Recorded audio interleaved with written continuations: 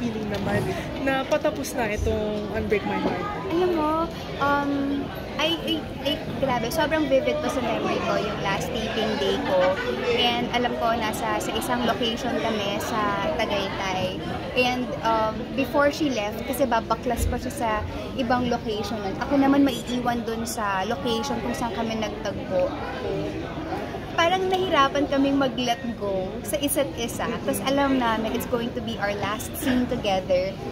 But we promised naman each other na hindi kami magiging taping friends. Because I believe that we have built something beautiful during the run of Unbreak My Heart. And yun nga, we kept our promise to each other. So after ng taping, siguro a few months later, so nag-get together kami ni Gab.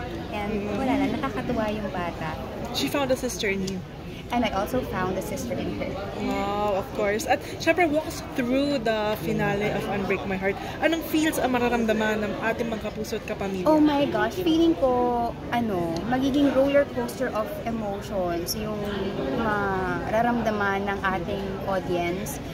I also don't know kung paano nila i-receive yung mga plot twists ng mangyayari sa Unbreak My Heart. But tulad nga ng sabi ni Direk Dolly kanina na talagang yung mapapanood nila is something na pinaniniwalaan namin na dapat patunguhan ng storya. So will it be more of a justice? Iiyak ba kami? Or maawa ba kami? Ano po ba? Hindi ko alam kung gaano kalambot or katigas ang inyong mga puso.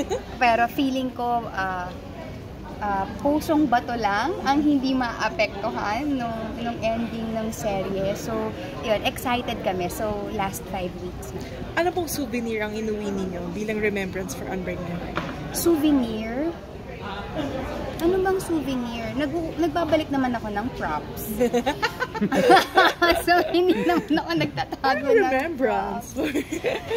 Siguro yung mga mementos na binigay sa akin ng cast nung nag-last day taping ako. So these are, all sorts of things. Meron ako na-receive na frying pan, yung mga ganyan. So, diba? Pero yun yung mga souvenirs na meron ako from the series. This one for the books, pero we're expecting sana magkaroon pa ng beautiful collaboration with the Kapuso Network.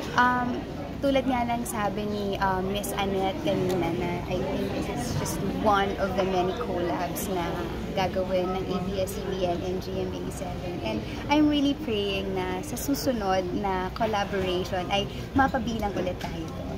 Dramang intense. Sabi Jody nung Ay, medyo nagulat ka ba? Pakuli na lang ko, promise.